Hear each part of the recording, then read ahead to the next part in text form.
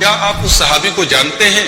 جو صحابی اللہ کے نبی صلی اللہ علیہ وسلم کے زمانے میں اذان دیا کرتے تھے؟ میں سمجھتا ہوں کہ ہر مسلمان بچہ بھی جانتا ہے اور اس صحابی کا نام بتا سکتا ہے، وہ ہیں حضرت بلال رضی اللہ تعالیٰ۔ حضرت بلال کو یہ مقام اور شرف حاصل ہے ناظرین کہ انہیں نبی کریم صلی اللہ علیہ وسلم کے زمانے میں اذان دینے کی ڈیوٹی ملی تھی اور وہ لوگوں کو نماز کے لیے بلایا کرتے تھے۔ حضرت بلال رضی اللہ تعالیٰ عنہ کے اوپر ہم بعد میں بات کریں گے، آئیے پہلے یہ دیکھیں کہ اذان کی کیا فضیلت ہے۔ اذان دینا ہمارے معاشرے میں ایک معمولی کام سمجھا جاتا ہے۔ مسجد کے امام کی تنخواہیں تو زیادہ ہوتی ہیں لیکن مؤذن کی تنخواہ بہت کم رکھی جاتی ہے اور مؤذن کو بہت معیوب سمجھا جاتا ہے، ایسا سمجھا جاتا ہے کہ یہ بہت حقیر کام ہے، اور عام طور سے جو مؤذن ہوتے ہیں ان کے ذمہ کام ہوتا ہے کہ وہ مسجد کی صاف صفائی کرے، مسجد میں جھاڑو وغیرہ دے، خادم بھی ہو جائیں، مؤذن بھی ہو جائیں۔ ناظرین، یہ اذان دینا کوئی معمولی کام نہیں ہے۔ اللہ کے نبی صلی اللہ علیہ وسلم نے فرمایا، صحیح مسلم کی حدیث ہے کہ المؤذنون اطول الناس اعناقا یوم القیامہ، یعنی اذان دینے والوں کی گردن قیامت کے دن سب سے اونچی ہوگی۔ ان کو دور سے لوگ دیکھ کر پہچان لیں گے کہ یہ دنیا میں اذان دینے والے لوگ تھے، یہ اللہ کی عبادت کی طرف، نماز کی طرف بلانے والے اور کامیابی کی طرف بلانے والے، حی علی الصلاۃ حی علی الفلاح کی آواز لگانے والے لوگ۔ ناظرین کرام، ایک اور حدیث دیکھ لیتے ہیں۔ علامہ البانی نے صحیح الجامع میں اس حدیث کو حسن قرار دیا ہے۔ اللہ کے نبی صلی اللہ علیہ وسلم فرماتے ہیں، جس نے 12 سال تک اذان دی اس کے لیے جنت واجب ہو گئی۔ جس نے 12 سال تک اذان دی اس کے لیے جنت واجب ہو گئی، اور جس نے ایک ٹائم کی اذان دی اس کے کھاتے میں 60 نیکیاں لکھی گئی، اور جس نے ایک ٹائم کی اقامت کہی اس کے کھاتے میں 30 نیکیاں لکھی گئی۔ ناظرین، اللہ کے نبی صلی اللہ علیہ وسلم نے یہ جو ثواب کا ڈیفرنس بتایا ہے، اذان پر 60 نیکیاں، اقامت پر 30 نیکیاں، اس سے یہ معلوم ہوتا ہے کہ اللہ کے نبی صلی اللہ علیہ وسلم کے زمانے میں بھی اذان کے مقابلے میں اقامت سنگل اور ایکہری ہوتی تھی اور اذان ڈبل ہوتی تھی، جیسا کہ صحیح حدیثوں سے ثابت ہے۔ اب آئیے ہم حضرت بلال رضی اللہ تعالیٰ عنہ کی زندگی کو دیکھتے ہیں۔ حضرت بلال غلام ہیں، عرب کے مکے کے ایک مشہور خاندان بنو جمح کے یہ غلام ہیں، اور غلاموں کی زندگی کیسی ہوتی ہے یہ ہمیں اور آپ کو بتانے کی ضرورت نہیں ہے۔ اس زمانے کے ماحول میں غلاموں کے کیا حالات تھے یہ ہم سب اچھی طریقے سے جانتے ہیں۔ حضرت بلال غلامی کی زندگی گزار رہے ہیں۔ ایک غلام کو جو رائٹس اور جو حقوق اس معاشرے میں اور سوسائٹی میں ملے تھے وہ حضرت بلال کو بھی حاصل تھے۔ اسی دوران حضرت بلال رضی اللہ تعالیٰ عنہ کو یہ معلوم ہوتا ہے کہ مکے کی سرزمین پر محمد نام کے کوئی شخص ہیں جو بہت سچے ہیں، بہت امانت دار ہیں، اور انہوں نے دین کی طرف لوگوں کو، مذہب کی طرف لوگوں کو بلانا شروع کیا ہے۔ وہ یہ کہتے ہیں ہم عبادت کریں تو صرف اللہ کی کریں۔ حضرت بلال اپنے مالکوں کے بیچ میں، اپنے آقاؤں کے بیچ میں اکثر محمد رسول اللہ کا ذکر سنتے ہیں، محمد صلی اللہ علیہ وسلم کی برائی بھی کرتے ہیں لیکن ان کی سچائی کی تعریف بھی کرتے ہیں، ان کے کیریکٹر اور اخلاق کی تعریف بھی سنتے ہیں۔ تو حضرت بلال آخر میں مجبور ہو جاتے ہیں کہ کچھ نہ کچھ تو ہے کہ جس کی وجہ سے ان کا انکار کرنے کے باوجود ان کا دشمن بھی ان کے کیریکٹر اور اخلاق کی تعریف کرتا ہے۔ بالآخر حضرت بلال رضی اللہ تعالیٰ عنہ جناب محمد رسول اللہ صلی اللہ علیہ وسلم کے اوپر ایمان لے آتے ہیں اور کلمہ شہادت پڑھ لیتے ہیں۔ اور کلمہ کیا پڑھتے ہیں؟ وہ اپنی زندگی میں مصیبتوں کا ایک دروازہ کھول دیتے ہیں۔ وہ خاندان، جس خاندان کے وہ غلام تھے، پورا خاندان اور خاص طور سے اس خاندان کا ایک فرد امیہ بن خلف ان کو اتنی تکلیفیں دیتا تھا کہ میں سمجھتا ہوں کہ اگر کسی جانور کو بھی وہ تکلیف دی جائے تو جانور بھاگ جائے۔ ناظرین کرام، عرب کی گرمی مشہور ہے، مئی اور جون کا مہینہ ہو، عرب کی تپتی ہوئی ریت ہو اور اس پر آپ کو لٹا دیا جائے اور آپ کے اوپر گرم پتھر رکھ دیا جائے اور آپ سے صرف یہ کہا جائے کہ لات اور عزا کو اپنا معبود تسلیم کر لو اور محمد کی رسالت کا انکار کر دو، محمد جس خدا کی، جس اللہ کی، جس معبود کی دعوت دیتا ہے اس معبود کو چھوڑ دو۔ ناظرین کرام، ایک انسان کی جان کے لالے پڑ رہے ہوں، اس کی چربی تپتی ہوئی ریت میں پتھر کے نیچے پگھل رہی ہو، ایسے حالات میں تو وہ کہہ سکتا ہے، وہ کفر کی بات بھی کرے تو اللہ معاف کر سکتا ہے، لیکن واہ بلال تیرے ایمان کا کیا کہنا، واہ بلال تیری استقامت کا کیا کہنا کہ بلال کی زبان سے ایک ہی جملہ نکلتا ہے، پتھر کے نیچے دبے ہیں، تپتی ہوئی ریت ہے، لیکن بلال کی زبان سے ایک ہی لفظ نکلتا ہے اور وہ لفظ ہوتا ہے احد، احد، اللہ ایک ہے، معبود برحق ایک ہے، عبادت کے لائق ایک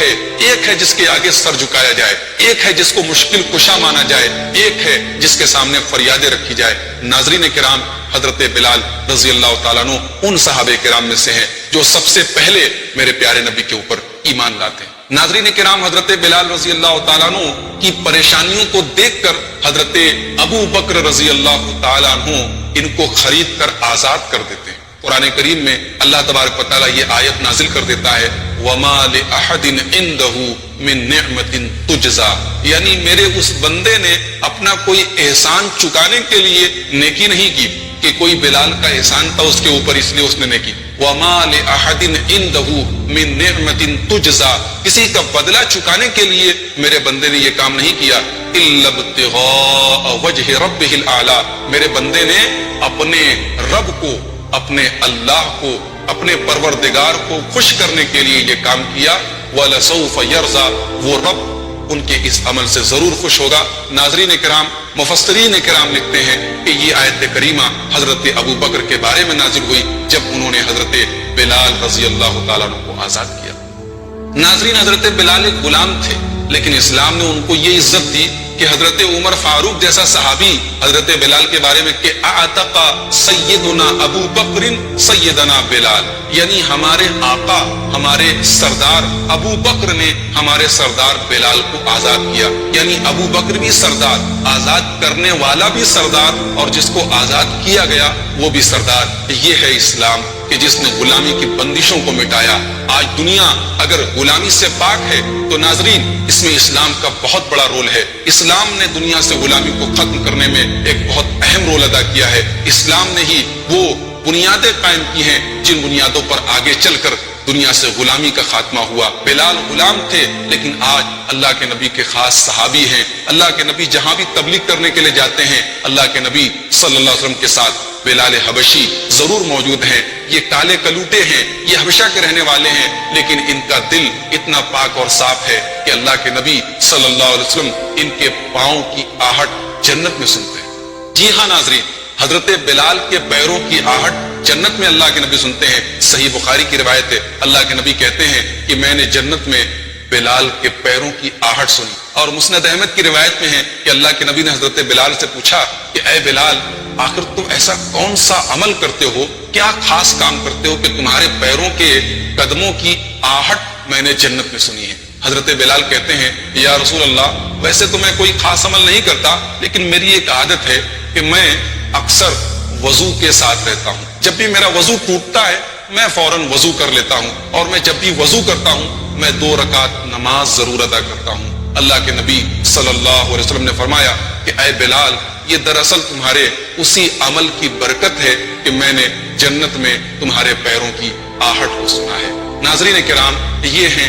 حضرت بلال رضی اللہ تعالیٰ عنہ۔ حضرت بلال رضی اللہ تعالیٰ عنہ اللہ کے نبی صلی اللہ علیہ وسلم کے ساتھ ہر موقع پر جہاں بھی اللہ کے نبی جاتے ہیں، حضرت بلال بھی اللہ کے نبی صلی اللہ علیہ وسلم کے ساتھ ساتھ جاتے ہیں۔ اللہ کے نبی صلی اللہ علیہ وسلم جب دعوت و تبلیغ کا کام کرتے تھے تو آپ یہ چاہتے تھے کہ کفار مکہ میں جو بڑے بڑے سردار ہیں، ان کے جو چودھری ہیں، ان کو آپ ترجیح دیں، ان کو پراتھمکتا دیں، ان کو پہلے رکھیں۔ ایک مرتبہ اللہ کے نبی صلی اللہ علیہ وسلم کے پاس حضرت بلال، حضرت صہیب، حضرت خباب اور دیگر صحابہ کرام موجود تھے۔ اتنے میں ابو لہب اور دیگر جو رؤسائے قریش تھے، جو قریش کے بڑے بڑے سردار تھے، یہ لوگ آ گئے اور ان لوگوں نے کہا کہ اے محمد، پہلے ان کمزور اور مظلوم لوگوں کو یہاں سے ہٹاؤ، ان گرے پڑے لوگوں کو یہاں سے ہٹاؤ، تب ہم تمہاری بات سنیں گے۔ اللہ کے نبی صلی اللہ علیہ وسلم نے اس امید میں کہ اگر یہ لوگ ایمان لے آئے تو اسلام کو زیادہ فائدہ ہوگا اور ان کا ایمان لانا ہمارے لیے زیادہ اہم ہے، یہ لوگ تو پہلے ہی ایمان لا چکے ہیں، اللہ کے نبی صلی اللہ علیہ وسلم نے ان صحابہ کرام سے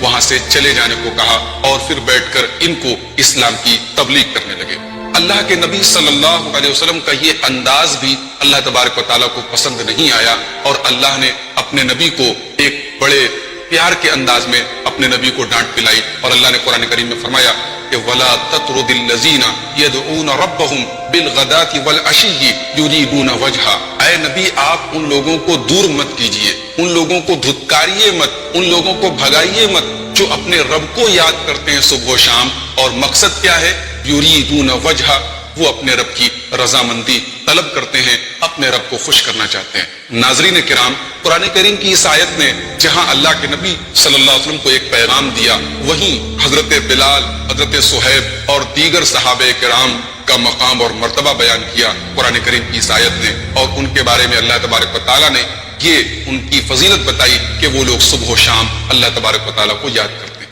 ناظرین کرام، حضرت بلال رضی اللہ تعالیٰ عنہ اسی طریقے سے اللہ کے نبی صلی اللہ علیہ وسلم کے ساتھ ساتھ اٹھتے بیٹھتے اور اللہ کے نبی کا ساتھ دیتے۔ اللہ کے نبی اگر مکے کی آبادی کے باہر بھی کہیں تبلیغ کرنے کے لیے جاتے تو حضرت بلال آپ کے ساتھ ساتھ جاتے، قدم بقدم اللہ کے نبی کے یہ ہم نشین ہوتے، یہاں تک کہ اللہ تبارک و تعالیٰ نے اپنے نبی کو مدینہ ہجرت کرنے کا حکم دیا۔ اللہ کے نبی صلی اللہ علیہ وسلم کے جانے کے پہلے ہی حضرت بلال مدینہ پہنچ جاتے ہیں، اور جب اللہ کے نبی صلی اللہ علیہ وسلم مدینہ پہنچتے ہیں تو حضرت بلال ہر قدم پر اپنے نبی کا ساتھ دیتے ہیں اور اپنے نبی کے لیے اپنا سب کچھ نچھاور کرنے کے لیے تیار رہتے ہیں۔ ناظرین کرام، حضرت بلال رضی اللہ تعالیٰ عنہ کو جو اصل مقام اور جو اصل ان کو منقبت حاصل ہے وہ یہ ہے کہ وہ مؤذن رسول ہیں۔ اللہ کے رسول صلی اللہ علیہ وسلم کے زمانے میں وہ اذان دیا کرتے تھے۔ کیا آپ جاننا چاہیں گے یہ اذان کا سلسلہ شروع کب ہوا؟ یہ اذان آخر آئی کہاں سے؟ جب مدینہ کی آبادی میں اضافہ ہوا اور دھیرے دھیرے بہت سارے لوگ اسلام کے دامن میں آتے ہیں اور مسلمانوں کو جماعت سے نماز پڑھنے کا حکم ہوتا ہے، جب اذان کی ضرورت محسوس ہوئی، جب یہ محسوس ہوا کہ کوئی ایسا سسٹم ہو کہ لوگ اکٹھا ہو کر نماز پڑھیں، تو اب یہ مشورہ ہونے لگا کہ کیسے کیا کیا جائے کہ ایک وقت پر سارے کے سارے لوگ نماز کے لیے اکٹھا ہوں۔ کسی نے یہ رائے دی کہ ناقوس، جیسے یہودیوں کیا ناقوس بجایا جاتا ہے ویسے ناقوس کا انتظام کیا جائے۔ کسی نے یہ رائے دی کہ گھنٹی وغیرہ لگائی جائے۔ الگ الگ لوگ مشورہ دے رہے تھے۔ اللہ کے نبی صلی اللہ علیہ وسلم کے ایک صحابی حضرت عبداللہ ابن زید نے خواب دیکھا۔ خواب کیا دیکھا کہ ایک آدمی ناقوس لے کے جا رہا ہے، ایک آدمی کے ہاتھوں میں ناقوس ہے۔ حضرت عبداللہ ابن زید نے کہا کہ بھائی تم یہ ناقوس مجھے بیچو گے؟ اس آدمی نے کہا کیوں؟ تو حضرت عبداللہ ابن زید نے کہا ہم نماز کے لیے لوگوں کو اکٹھا کریں گے، ہمارا مقصد لوگوں کو نماز کے لیے اکٹھا کرنا ہے۔ تو اس آدمی نے کہا کہ کیا میں تم کو اس سے بہتر چیز نہ بتا دوں؟ حضرت عبداللہ ابن زید نے کہا بالکل۔ تو اس نے اذان کے کلمات سنائے، اللہ اکبر اللہ اکبر اشہد ان لا الہ الا اللہ، پوری اذان اس نے سنائی۔ اور جب وہ اذان کے کلمات اللہ کے نبی صلی اللہ علیہ وسلم کے سامنے حضرت عبداللہ ابن زید نے سنائے تو آپ نے کہا کہ یہ اللہ تبارک و تعالیٰ کی طرف سے یہ خواب ہے۔ آپ نے بلال کو حکم دیا کہ اے بلال تم اذان دو۔ جب حضرت بلال اذان دینے لگے تو تھوڑی دیر کے بعد حضرت عمر فاروق رضی اللہ تعالیٰ عنہ آئے اور انہوں نے کہا کہ سیم یہی خواب میں نے دیکھا ہے۔ اللہ کے نبی صلی اللہ علیہ وسلم نے فرمایا کہ یہ دراصل یہ خواب اللہ تبارک و تعالیٰ کی طرف سے ہے۔ ناظرین کرام، یہ ہے اذان کی تاریخ، اور یہاں سے شروع ہوتا ہے اذان کا سلسلہ، لوگوں کو اللہ کی طرف بلانے کا اور نماز کی طرف بلانے کا سلسلہ۔ اور اس اہم مشن کے لیے، لوگوں کو نماز کی طرف بلانے کے لیے جس صحابی کے کندھوں پر یہ ذمہ داری ڈالی جاتی ہے، یہ ڈیوٹی ڈالی جاتی ہے، وہ ہیں حضرت بلال رضی اللہ تعالی۔ ناظرین کرام، جب ایک وقت وہ آیا کہ اللہ کے نبی صلی اللہ علیہ وسلم نے مکہ فتح کیا، اللہ کے نبی کو اللہ تبارک و تعالیٰ نے وہ دن دکھایا کہ وہی مکہ کی سرزمین جہاں سے آپ کو مایوس اور اداس ہو کر نکلنا پڑا تھا، جب آپ نے مکہ کی سرزمین سے نکلتے وقت مکہ کی طرف الوداعی نظروں سے دیکھا تھا اور کہا تھا کہ انک احب البلاد الیہ، اے مکہ کی سرزمین تو مجھے آج بھی پیاری ہے، لیکن میں تجھے چھوڑ کے نہیں جانا چاہتا، تیرے باسی، تیرے باشندے مجھے یہاں رہنے نہیں دیتے۔ وہی مکہ کی سرزمین ایک بار پھر اور وہی خانہ کعبہ ایک بار پھر نبی کریم صلی اللہ علیہ وسلم کے استقبال کے لیے تیار ہے۔ اللہ کے نبی مکہ فتح کرتے ہیں۔ خانہ کعبہ جسے 4000 برس پہلے حضرت ابراہیم علیہ السلام نے اللہ کی عبادت کے لیے بنایا تھا، اسے دوبارہ بتوں سے پاک اور صاف کر کے ایک اللہ کے لیے، اللہ وحدہ لا شریک کے لیے تیار کیا جاتا ہے۔ ناظرین کرام، حضرت بلال نبی پاک علیہ السلام کا اشارہ پاتے ہیں اور خانہ کعبہ کی دیواروں پر چڑھ کر اذان دیتے ہیں، اللہ اکبر اشہد ان لا الہ الا اللہ اشہد ان محمد رسول اللہ۔ بلال کی آواز پورے مکے میں گونجنے لگتی ہے۔ وہ لوگ جو آج تک ایمان نہیں لائے، اسی خانہ کعبہ کے آس پاس رہنے والے جو ابھی بھی ایمان نہیں لائے تھے، ان کے کانوں میں توحید کی اور رسالت کی یہ صدائیں پڑتی ہیں۔ ناظرین کرام، ذرا تصور کیجئے کہ وہ کیسا منظر رہا ہوگا، وہ کیسا سین رہا ہوگا جب پہلی بار خانہ کعبہ میں اذان کی آواز گونجی ہوگی۔ اور یہ اذان کی آواز دینے والے کون ہیں؟ یہ حضرت بلال رضی اللہ تعالیٰ عنہ۔ ناظرین کرام، اللہ کے نبی صلی اللہ علیہ وسلم کی پوری حیات مبارکہ میں حضرت بلال اس ڈیوٹی کو نبھاتے رہے، لیکن جب اللہ کے پیارے نبی صلی اللہ علیہ وسلم اس کائنات سے پوچھ کر جاتے ہیں، جب آپ کا انتقال ہو جاتا ہے، جب آپ رحلت فرماتے ہیں، تو حضرت بلال رضی اللہ تعالیٰ عنہ کو اذان دینے میں لطف نہیں آتا۔ جب وہ اذان دینے کے لیے کھڑے ہوتے ہیں اور اشہد ان محمد رسول اللہ پر پہنچتے ہیں تو ان کی آنکھوں میں بے اختیار آنسو آ جاتا ہے، ان کو اپنے پیارے رسول یاد آ جاتے ہیں۔ حضرت ابو بکر سے حضرت بلال اپنے جذبات کا اظہار کرتے ہیں اور کہتے ہیں کہ اے امیر المومنین، مجھے ابھی ذمہ داری سے ہٹا دیجئے، میں ابھی ذمہ داری کو نہیں سنبھال سکتا، اب مجھے اذان دینے کا میرا دل نہیں چاہتا۔ حضرت ابو بکر رضی اللہ تعالیٰ عنہ ان کے اوپر دباؤ ڈالتے ہیں۔ حضرت بلال آخر میں یہ کہتے ہیں کہ کیا آپ نے مجھ کو اپنے لیے آزاد کیا تھا یا اللہ کے لیے آزاد کیا تھا؟ اگر اپنے لیے آزاد کیا تھا تو میں آج تیار ہوں اذان دینے کے لیے، لیکن اگر آپ نے اللہ کے لیے آزاد کیا تھا تو مجھے چھوڑ دیجئے۔ حضرت ابو بکر کہتے ہیں نہیں، میں نے تم کو اللہ کے لیے آزاد کیا تھا۔ حضرت بلال مدینہ کی سرزمین چھوڑ کر ملک شام چلے جاتے ہیں اور وہیں گمنامی کی حالت میں ناظرین کرام انتقال کر جاتے ہیں۔ حضرت بلال کی پرسنالٹی، ان کی شخصیت ہمیں کوئی معمولی شخصیت لگ رہی ہوگی، لیکن یقیناً اللہ کے نبی صلی اللہ علیہ وسلم کی نظروں میں حضرت بلال کا جو مقام تھا وہ ہمارے نبی پاک علیہ الصلوۃ والسلام ہی جانتے تھے۔ صحابہ کرام کی نظروں میں حضرت بلال کا جو مقام تھا اسے صحابہ کرام ہی جانتے تھے۔ ناظرین کرام، حبشہ کا رہنے والا یہ غلام اسلامی سیرت، اسلامی تاریخ کا اور اللہ کے نبی صلی اللہ علیہ وسلم کی سیرت کا ایک امپورٹنٹ پارٹ ہے، ایک اہم حصہ ہے۔ ان کو نکال کر ہم اسلامی تاریخ کو مرتب نہیں کر سکتے۔ اسلامی تاریخ جب لکھی جائے گی، جب مدینے کی مسجد نبوی کی تاریخ لکھی جائے گی اور جب اذان کا ذکر آئے گا تو مؤذن اسلام، مؤذن رسول حضرت بلال کا نام سنہرے حروف میں لکھا جائے گا۔ ناظرین کرام، حضرت بلال رضی اللہ تعالیٰ عنہ کی زندگی ہمیں کئی میسیجز دیتی ہے، کئی پیغامات دیتی ہے، کئی سبق دیتی ہے۔ حضرت بلال ہمیں ایک سبق یہ دیتے ہیں کہ ایمان کی راہ میں کٹ جاؤ، جل جاؤ، لیکن اپنی توحید اور عقیدے میں کمپرومائز مت کرو، توحید سے سمجھوتا مت کرو۔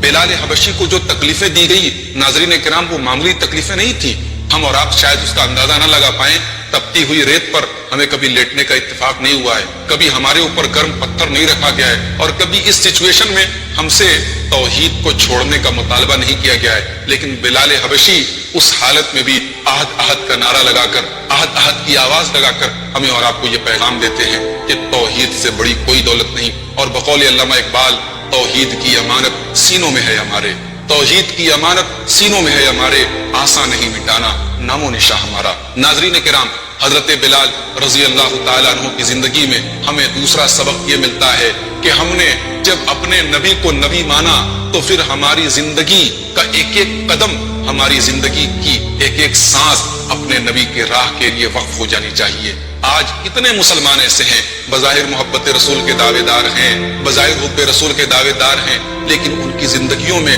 رسول کی سیرت نہیں ہے، ان کا لباس، ان کا چال چلن، ان کا طور طریقہ، ان کی پوری زندگی آپ اٹھا کے دیکھیے اللہ کے نبی کی سیرت سے بالکل دور ہیں۔ ناظرین کرام، حضرت بلال کو دیکھیے کہ بلال کمزور ہیں، ضعیف ہیں۔ حضرت بلال مالی اعتبار سے بھی کمزور ہیں اور غلامی کی زندگی گزارنے کے بعد اسلام کے دامن میں آئے ہیں، لیکن اللہ کے نبی کی صحبت سے فائدہ اٹھاتے ہیں، اللہ کے نبی کے ساتھ ساتھ رہتے ہیں اور اللہ کے نبی کی سیرت سے جو حاصل کرنا چاہتے ہیں وہ حاصل کرتے ہیں۔ اللہ نے ہمیں ایک ایسا رسول دیا جس کی پوری زندگی کو اللہ تبارک و تعالیٰ نے ہمارے لیے آئیڈیل اور نمونہ بنایا۔ ہم کتنے بدنصیب ہوں گے اگر ہم اپنے نبی کی سیرت سے استفادہ نہ کر سکیں، اپنے نبی کی سیرت سے ہم فائدہ نہ اٹھا سکیں۔ ناظرین کرام، امیہ ابن خلف جس نے حضرت بلال کو بہت ستایا تھا، غزوہ بدر میں امیہ ابن خلف بھی اپنے انجام کو پہنچا۔ یہ مظلوم صحابہ تھے، اللہ کے نبی کی حدیث ہے مظلوم کی بددعا لوٹائی نہیں جاتی۔ مظلوم صحابہ کرام پر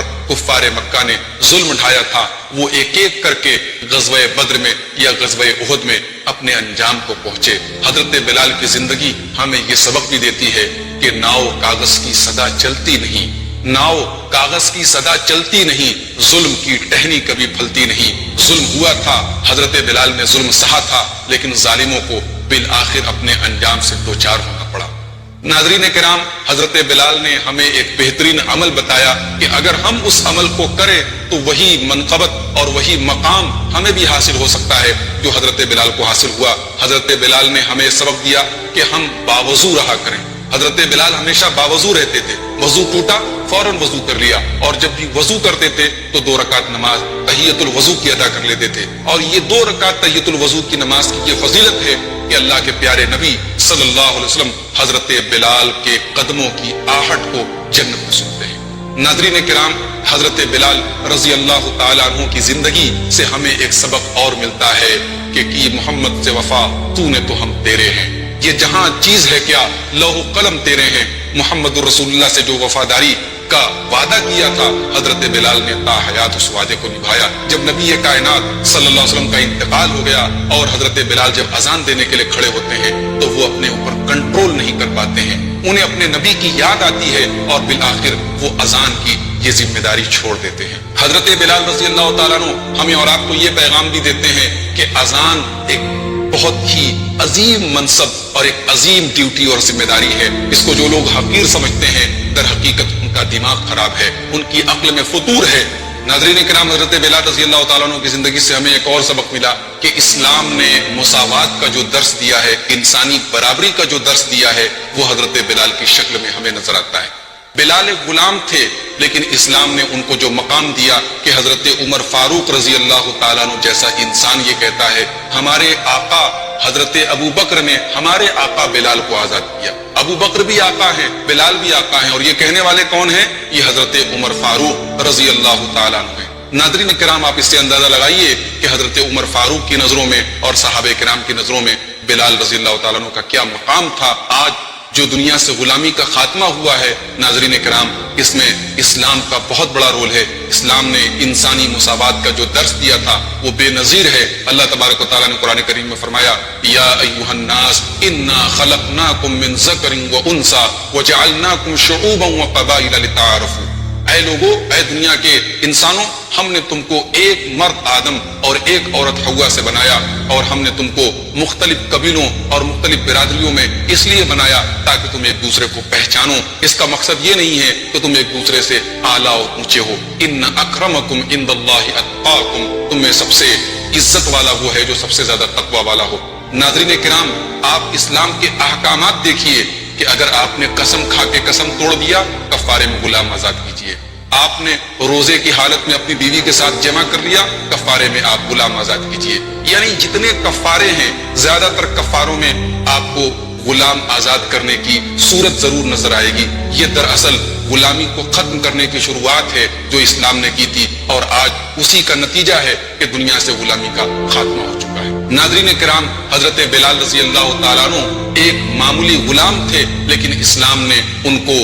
رہتی دنیا تک کے لیے سیرت نبوی کا ایک جزو لا ينفق بنا دیا۔ نبی کریم صلی اللہ علیہ وسلم کی جب بھی سیرت کو یاد کیا جائے گا، مؤذن رسول حضرت بلال کو دنیا ضرور یاد کرے گی۔ تو یوں شہر مکہ میں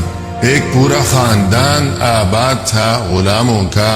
کہ ان غلاموں کا یا اس خاندان کا دراصل تعلق ملک حبشہ سے تھا۔ تو وہی مکہ میں ہی اسی خاندان میں بلال ابن رباح رضی اللہ عنہ کی ولادت ہوئی، اور یوں یہ اپنے جو ان کا جو آقا تھا امیہ، اس کی خدمت میں شب و روز کے جس طرح اس دور میں غلاموں کی جو کیفیت ہوا کرتی تھی کہ اپنے اپنے آقا کی خدمت میں وہ لوگ مشغول رہا کرتے تھے، تو اسی طرح بلال کا بھی یہی معاملہ تھا کہ صبح و شام اور شب و روز بغیر کسی چون و چرا کے مسلسل اپنے آقا کی خدمت، یعنی امیہ ابن خلف کی خدمت میں یہ مجبوری اور قسم پرسی کی زندگی بسر کرتے چلے آ رہے تھے۔ اور اسی دوران ناظرین کرام، شہر مکہ لا الہ الا اللہ کے نور سے جگمگانے لگا۔ رسول اللہ صلی اللہ علیہ وسلم کی نبوت کے چہار سو چرچے ہونے لگے، اور تب کیفیت یہ ہوئی کہ مشرکین مکہ کی جو اکثریت تھی، اور بالخصوص وہ لوگ جو کہ بڑے لوگ تھے، یا یوں کہہ لیجئے کہ سرداران قریش یا رؤساء قریش کے جو اصحاب اقتدار تھے، انہوں نے بالخصوص بڑھ چڑھ کر رسول اللہ صلی اللہ علیہ وسلم کی مخالفت کا سلسلہ شروع کر دیا، اور انہی رؤسائے قریش میں یہ امیہ ابن خلف جو کہ بلال ابن رباح رضی اللہ عنہ کا آقا تھا، اس کی بھی یہی کیفیت کہ رات دن شب و روز بلال ابن رباح رضی اللہ عنہ دیکھتے کہ ان کا آقا یہ امیہ کس طرح رسول اللہ صلی اللہ علیہ وسلم کی شان میں گستاخیاں کیا کرتا ہے، اور یہ کہ آپ صلی اللہ علیہ وسلم کے بارے میں ہمیشہ نازیبا قسم کے الفاظ استعمال کیا کرتا ہے، اور انتہائی حقارت کے ساتھ رسول اللہ صلی اللہ علیہ وسلم کا تذکرہ کیا کرتا ہے۔ تو ایک طرف بلال کی سماعت سے رؤسائے قریش کی اس قسم کی باتیں ٹکرایا کرتی شب و روز کہ جن میں رسول اللہ صلی اللہ علیہ وسلم کے لیے تمسخر و استہزاء اور بے عزتی کا انداز ہوا کرتا تھا، جبکہ اسی دوران دوسری طرف مختلف لوگوں کی زبان بلال کے کانوں تک وہ باتیں بھی پہنچتی رہتی تھیں جو کہ رسول اللہ صلی اللہ علیہ وسلم کی باتیں اور آپ صلی اللہ علیہ وسلم کے وہ سنہری ارشادات و ملفوظات ہوا کرتے تھے، اور یوں بلال کے دل و دماغ میں ایک قسم کی کشمکش کا سلسلہ شروع ہو گیا۔ اور اسی دوران ناظرین کرام یہ بات بھی قابل ذکر ہے کہ بلال رضی اللہ عنہ فرماتے ہیں کہ ایک طرف تو یہ عجیب معاملہ کہ میں شب و روز ان سرداران قریش کی زبانی رسول اللہ صلی اللہ علیہ وسلم کے بارے میں یہ تمام تر نامناسب قسم کی گفتگو سنتا رہتا تھا، لیکن اس کے ساتھ ساتھ عجیب بات یہ تھی کہ یہی سرداران قریش جب اکیلے ہوتے آپس میں خلوت تب رسول اللہ صلی اللہ علیہ وسلم کے بارے میں آپس میں ایسی باتیں بھی بکثرت کیا کرتے تھے کہ یوں کہتے ایک دوسرے کو مخاطب کرتے ہوئے کہ اگرچہ ہم لوگوں کے سامنے اپنے عوام کے سامنے محمد صلی اللہ علیہ وسلم کا مذاق اڑاتے ہیں، انہیں برا کہتے ہیں اور انہیں جھٹلاتے ہیں، لیکن حقیقت یہ ہے کہ ہم نے آج تک اپنی زندگی میں کبھی محمد جیسا سچا انسان نہیں دیکھا، اور یہ کہ ہم نے کبھی محمد صلی اللہ علیہ وسلم جھوٹ بولتے ہوئے نہیں سنا زندگی بھر، آج تک ہم نے کبھی انہیں کسی کو دھوکہ دیتے ہوئے نہیں دیکھا، خیانت کرتے ہوئے نہیں پایا۔ تو بلال ابن رباح رضی اللہ عنہ فرماتے ہیں کہ یہ عجیب بات تھی کہ ایک طرف یہی سرداران قریش دن بھر رسول اللہ صلی اللہ علیہ وسلم کے خلاف باتیں کرتے ہیں، مذاق اڑاتے ہیں، تماشا بناتے ہیں، لیکن آپس میں یہ جب اکیلے ہوتے ہیں تو یوں ان بہترین الفاظ میں اور انتہائی شاندار طریقے سے رسول اللہ صلی اللہ علیہ وسلم کو خراج تحسین پیش کیا کرتے ہیں کہ اتنا سچا انسان اور اس قدر اچھا انسان ہم نے کبھی زندگی میں نہیں دیکھا۔ یہ اور بات ہے کہ ہم مخالفت کرتے ہیں، وہ چیز اپنی جگہ ہے، مگر یہ بھی اٹل حقیقت ہے کہ اتنا اچھا انسان اور کوئی ہم نے کبھی نہیں دیکھا۔ اس کے علاوہ بلال ابن رباح رضی اللہ عنہ مزید فرماتے ہیں کہ یہی سرداران قریش کے جن میں ان کا اپنا آقا یعنی امیہ ہمیشہ پیش ہوا کرتا تھا، سب سے آگے رہتا تھا،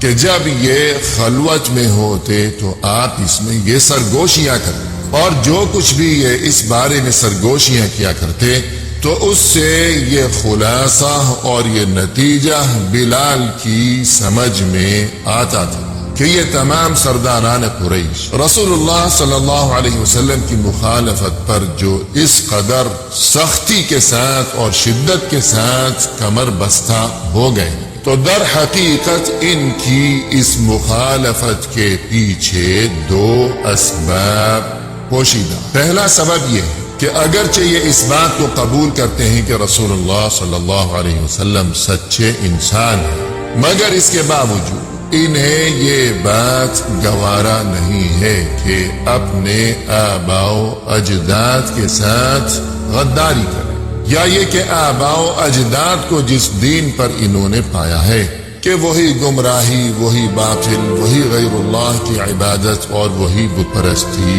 وغیرہ وغیرہ، یہ جانتے ہیں کہ یہ سب کچھ غلط ہے اور یہ سب کچھ لغو ہے اور باطل ہے،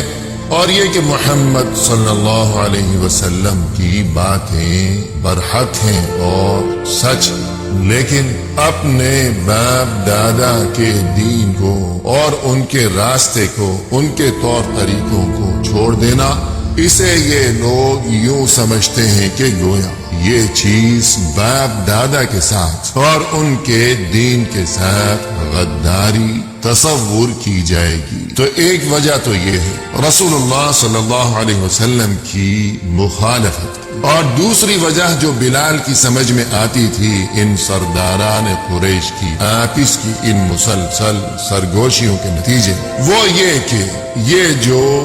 بڑے اور سردار قسم کے لوگ تھے، رؤسائے قریش تھے، انہیں اس بات کا اندیشہ تھا کہ ہمارا یہ جو اقتدار ہے اور یہ ہماری تمام تر شان و شوکت ہے، اور یہ جو اس قدر ہم ٹھاٹ باٹ کی زندگی بسر کر رہے ہیں، اور نسل در نسل لوگوں پر ہمارا رعب قائم ہے، لیکن اگر ہم مسلمان ہو گئے، رسول اللہ صلی اللہ علیہ وسلم کے پیروکار بن گئے، تب یہ اقتدار اور یہ تمام تر ہماری شان و شوکت، یہ چیز تو جاتی رہے گی، ہمیں اس چیز سے محرومی کا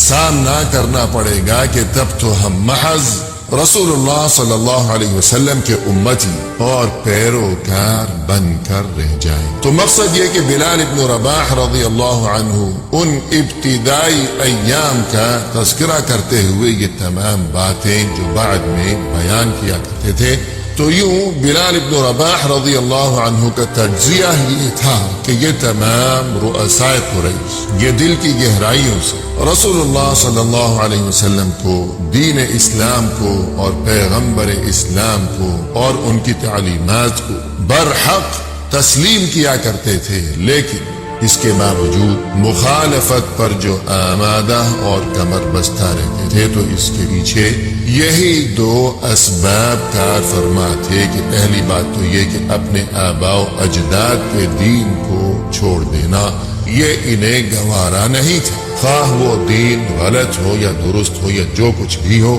اور دوسری بات یہ کہ اپنے اقتدار کی انہیں فکر تھی کہ ہمارا اقتدار جو ہے یہ چیز ہم سے چھوٹ جائے گی اگر ہم نے رسول اللہ صلی اللہ علیہ وسلم کے دین کو قبول کر لیا۔ اور یوں اسی کیفیت میں محترم ناظرین وقت گزرتا چلا گیا۔ آخر بلال ابن رباح رضی اللہ عنہ کے دل میں رسول اللہ صلی اللہ علیہ وسلم سے ملاقات اور آپ صلی اللہ علیہ وسلم کی یہ تمام تر باتیں جو کہ ان کی سماعت سے ٹکراتی رہتی تھیں، ان کے دل میں یہ خواہش اور یہ آرزو زور پکڑنے لگی کہ اب تو مجھے کسی بھی طرح رسول اللہ صلی اللہ علیہ وسلم سے براہ راست یہ تمام تر باتیں مجھے سننے کا کاش موقع مل جائے۔ اور یوں موقع کی تلاش میں رہنے لگے بلال رضی اللہ عنہ۔ آخر ایک روز موقع پا کر یہ حاضر ہو گئے رسول اللہ صلی اللہ علیہ وسلم کی خدمت میں، وہاں جا پہنچے اور براہ راست رسول اللہ صلی اللہ علیہ وسلم کی مبارک گفتگو سنی۔ متاثر تو پہلے سے ہی تھے، اور اب جب براہ راست اور بالمشافہ یہ تمام تر گفتگو سنی رسول اللہ صلی اللہ علیہ وسلم کی زبان مبارک سے، تو اور زیادہ متاثر ہو، اور یہ کہ مسلمان ہو گئے۔ رسول اللہ صلی اللہ علیہ وسلم کے سامنے توحید و رسالت کا اقرار کیا اپنی زبان سے، اور یہ کہ آپ صلی اللہ علیہ وسلم کے دست مبارک پر بیعت بھی کر لی۔ لیکن بلال مسلمان کیا ہو گئے؟ پورے شہر مکہ میں یہ خبر مشہور ہو گئی کہ بلال تو مسلمان ہو گئے۔ اور وہ جو بڑے بڑے رؤسائے قریش تھے ان کے غیظ و غضب کی کوئی انتہا نہ کہ جو عام قسم کے لوگ تھے، جو آزاد لوگ تھے، کہ جو اپنی مرضی کے خود مالک تھے، اگر ان میں سے کوئی مسلمان ہو گیا تب بھی انہیں غصہ تو بہت آتا تھا، لیکن ہر کوئی اپنی مرضی کا مالک ہے، ظاہر ہے کہ آزاد انسان ہے۔ لیکن ایک غلام مسلمان ہو گیا کہ غلام ہے مگر اس کے باوجود مسلمان ہو، رؤسائے قریش کے لیے یہ بات انتہائی ناقابل برداشت تھی، اور پھر بالخصوص بلال کا جو اپنا آقا تھا امیہ ابن خلف، فخر و غرور اور تکبر کی وجہ سے اس کی جو کیفیت تھی، اس کیفیت میں اس کے غلام کا اس کے اپنے دین کو چھوڑ دینا اور کسی دوسرے دین کو اختیار کر لینا، یہ چیز امیہ کے لیے انتہائی ناقابل برداشت۔ بلال ابن رباح رضی اللہ عنہ، جو کہ ہمیشہ خود رسول اللہ صلی اللہ علیہ وسلم کے انتخاب کے نتیجے میں وہاں مدینہ منورہ میں اذان دیتے رہے کہ رسول صلی اللہ علیہ وسلم کے اور تاریخ اسلام کے یہ اولین مؤذن تھے، اور پھر یہ کہ رسول اللہ صلی اللہ علیہ وسلم نے وہاں سفر اسراء و معراج کے موقع پر ان کے قدموں کی چاپ جنت میں سنی تھی، تو یہ اس قدر عظیم ترین شخصیت ہمیشہ وہاں مدینہ میں یہ اذان دیتے رہے اور اہل ایمان کے دلوں کو گرماتے رہے۔ لیکن رسول اللہ صلی اللہ علیہ وسلم کے انتقال کے بعد مدینہ میں ان کا دل اب لگتا نہیں تھا، اور یہی وجہ تھی کہ اب رسول اللہ صلی اللہ علیہ وسلم کے بعد یہ مدینہ منورہ سے ہمیشہ کے لیے منتقل ہو گئے ملک شام کی جانب، اور پھر وہاں ملک شام میں اسلامی لشکر میں شامل ہونے کے بعد وہاں انہوں نے اپنی بقیہ زندگی وقف کر دی دشمنان اسلام کے خلاف، جو ایک سلسلہ تھا اللہ کے دین کی سربلندی کی خاطر شب و روز یہ وہاں سرحدوں پر اور محاذ جنگ پر اسی نیک کام میں مشغول رہے۔ وقت کا یہ سلسلہ اور یہ سفر جاری رہا، شب و روز کا یہ سفر اسی طرح چلتا رہا، یہاں تک کہ محترم ناظرین سن 20 ہجری میں وہاں ملک شام میں یہ بیمار پڑ گئے، یعنی بلال ابن رباح رضی اللہ عنہ، اور پھر اس بیماری کے بعد، اس مختصر علالت کے بعد آخر وہی ملک شام میں ان کا انتقال ہو گیا، اور وہی ملک شام کا جو تاریخی شہر ہے دمشق، وہاں انہیں دفن کر دیا گیا۔ اور یوں ناظرین کرام، یہ عظیم ترین انسان اور یہ تمام اسلامی تاریخ میں بلکہ دنیا کی تاریخ میں یہ اہم ترین اور یادگار ترین آواز ہمیشہ کے لیے خاموش ہو گئی، یہ مبارک ترین اور یادگار آواز بلال ابن رباح رضی اللہ عنہ کی یہ آواز کہ دین اسلام کے ابتدائی دور میں، جو کہ مسلمانوں کے لیے انتہائی مظلومیت کا اور بے بسی کا اور قسم پرسی کا زمانہ تھا، اس زمانے میں بلال ابن رباح رضی اللہ عنہ جو کہ انتہائی مظلوم و مجبور اور انتہائی بے بس قسم کے انسان تھے، اور امیہ ابن خلف کی غلامی کی زنجیروں میں جکڑے ہوئے تھے، تو اپنی تمام تر کمزوری اور لاچاری اور قسم پرسی کے بعد جب یہ آواز بلند ہوا کرتی تھی وہاں مکہ کی وادی، اور جب اسی آواز میں اس غلام کی زبانی، اس انتہائی کمزور و ناتواں انسان کی زبانی جب احد احد یعنی اللہ تو بس ایک ہے، اللہ ایک ہے، میرا رب اور میرا معبود فقط ایک ہی، جب احد احد کی یہ صدا بلند ہوا کرتی تھی اس مظلوم و مجبور انسان کی زبان، جب یہ آواز وہاں مکہ کی وادی میں گونجا کرتی تھی احد احد، تو وہ بڑے بڑے ظالم و جابر اور وہ انتہائی مغرور و سرکش قسم کے وہ سرداران قریش، ان سبھی پر ایک لرزہ طاری ہو جایا کرتا، اور پھر یہی آواز کہ وہاں مدینہ منورہ میں رسول اللہ صلی اللہ علیہ وسلم کے مبارک زمانے یہی آواز اذان کی شکل میں مدینہ شہر میں اور مدینہ کی فضاؤں میں سالہ سال تک گونجتی رہی، اور اہل ایمان کے دلوں میں ایمان کی حرارت کو یہ آواز بڑھاتی رہی۔ اور پھر فتح مکہ کے یادگار ترین موقع پر یہی آواز، اسی آواز میں وہاں اذان بلند ہوئی مکہ، اور مکہ کی وہ وادی اور وہ مکہ شہر اسی آواز سے گونج اٹھا، اور پھر یہی آواز اذان کی شکل میں فتح بیت المقدس کے یادگار اور تاریخی موقع پر بھی یہی آواز وہاں بلند ہوئی تھی اور گونجی تھی۔ آج یہی یادگار آواز ہمیشہ کے لیے خاموش ہو۔ سن 20 ہجری میں ملک شام میں دمشق شہر میں رسول اللہ صلی اللہ علیہ وسلم کے یہ انتہائی عظیم المرتبت صحابی بلال ابن رباح رضی اللہ عنہ کی آواز ہمیشہ کے لیے خاموش ہو گئی، ان کا انتقال۔ اور یوں ناظرین کرام، ہماری اس محفل میں، اس پروگرام میں بلال ابن رباح رضی اللہ عنہ کا یہ تذکرہ اپنے اختتام کو پہنچا۔ اللہ تعالی بلال ابن رباح رضی اللہ عنہ کے درجات وہاں جنتوں میں بلند فرمائے،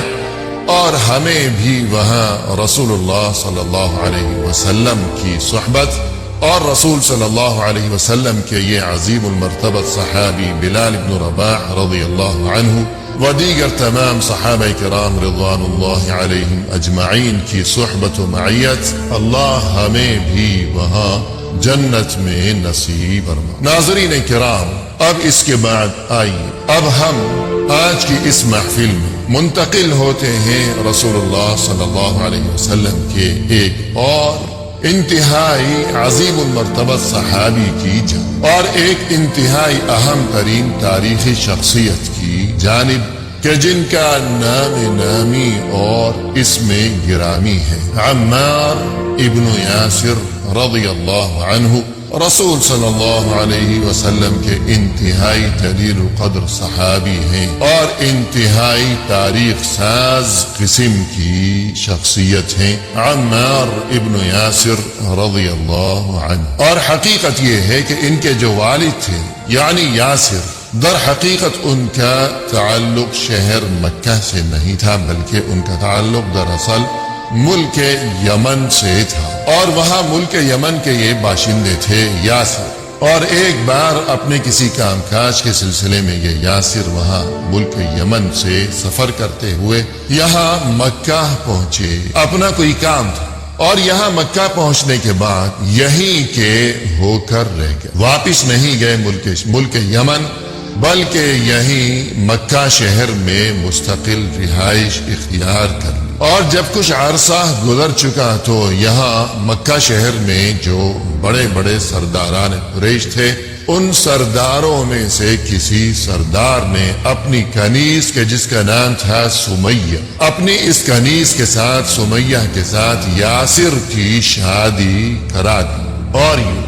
اب یہاں شہر مکہ میں یاسر کی شادی ہو گئی، اور سمیہ کے ہمراہ، اپنی بیوی کے ہمراہ، انہوں نے یہاں شہر مکہ میں ایک نئی زندگی کا آغاز کیا۔ اور پھر کچھ عرصہ گزرنے کے بعد اللہ نے ان دونوں میاں بیوی کو، یاسر اور سمیہ کو، ایک بیٹا بھی عطا کیا کہ جس کا نام رکھا ان دونوں نے عمار۔ اور یوں عمار ابن یاسر رضی اللہ عنہ کی پیدائش یہاں مکہ میں ہی ہوئی، اور پھر یہی مکہ کے گلی کوچوں میں ہی انہوں نے اپنے بچپن کا زمانہ گزارا،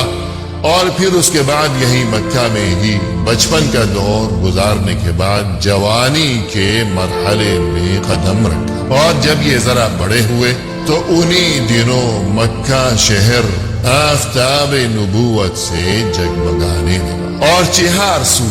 رسول اللہ صلی اللہ علیہ وسلم کی نبوت کے چرچے ہونے لگے، اور رسول اللہ صلی اللہ علیہ وسلم کی جو مبارک ترین تعلیمات تھیں اور پاکیزہ ترین تعلیمات تھیں، ان سے متاثر ہو کر یہ تینوں یعنی عمار بھی اور ان کے والدین یعنی یاسر بھی اور سمیہ بھی، یہ تینوں مشرف باسلام ہو گئے، تینوں ہی مسلمان ہو گئے۔ ماں باپ بھی یعنی یاسر اور سمیہ اور ان کا یہ نوجوان بیٹا بھی کہ جس کا نام ہے عمار رضی اللہ عنہ۔ لیکن اس کے بعد کیا ہوا محترم ناظرین؟ وہی ہوا جو کہ اس زمانے میں ہوا کرتا تھا کہ ابتدائے اسلام کا وہ زمانہ تھا، مسلمانوں کے لیے انتہائی بے بسی کا وہ زمانہ، کہ اس زمانے میں جو کوئی بھی مسلمان ہو جاتا اور جو کوئی بھی اپنی زبان سے یہ کلمہ پڑھتا اور اس بات کا اعلان کرتا کہ اشہد ان لا الہ الا اللہ و اشہد ان محمد رسول اللہ، کہ میں گواہی دیتا ہوں کہ ایک اللہ کے سوا کوئی عبادت کے لائق نہیں ہے، اور میں اس بات کی بھی گواہی دیتا ہوں کہ محمد صلی اللہ علیہ وسلم اسی اللہ کے بندے ہیں اور اس کے رسول ہیں۔ جو کوئی اپنی زبان سے یہ کلمہ بلند کیا کرتا اور توحید و رسالت کا اقرار و اظہار کیا کرتا اپنی زبان سے، گویا اس پر زندگی کا دروازہ بند کر دیا جاتا، اور یہ کہ اس کے لیے عذاب کا اور آلام و مصائب کا ایک لامتناہی سلسلہ شروع ہو جایا کرتا تھا۔ اور بالخصوص وہ لوگ کہ جن کا تعلق معاشرے کے جو کمزور طبقات تھے، کہ مسکین قسم کے لوگ اور فقیر الحال قسم کے لوگ، یا اسی طرح جو کوئی خادم ہے کسی کا، یا جو کوئی غلام ہے یا کنیز، تو اس قسم کے جو افراد، تو ان کے ساتھ جو ایک سلسلہ شروع ہو جایا کرتا تھا تکلیفوں کا، اذیتوں کا اور ایذاء رسانیوں کا،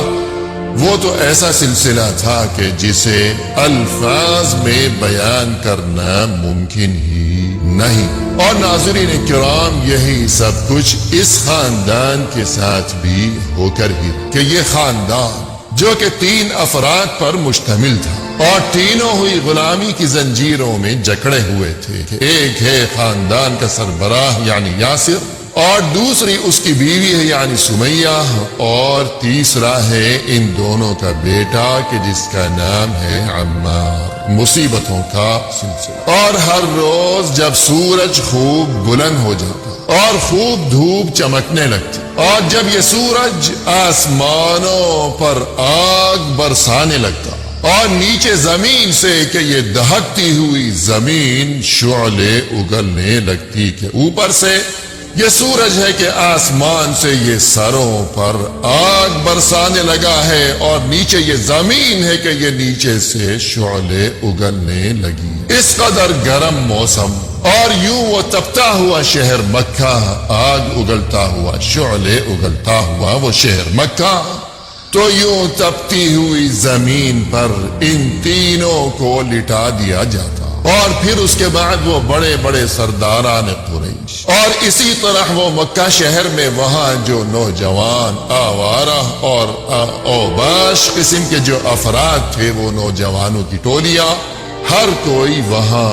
آ پہنچتا اور اپنا اپنا شوق پورا کرتا، اور ہر کوئی زور آزمائی کرتا اور اپنی قوت بازو کا مظاہرہ کرتا، کہ زد و کوب کا ایک سلسلہ ہے، مار پیٹ کا ایک سلسلہ ہے، اور انہیں وہاں تپتی ہوئی زمین پر گھسیٹا جاتا،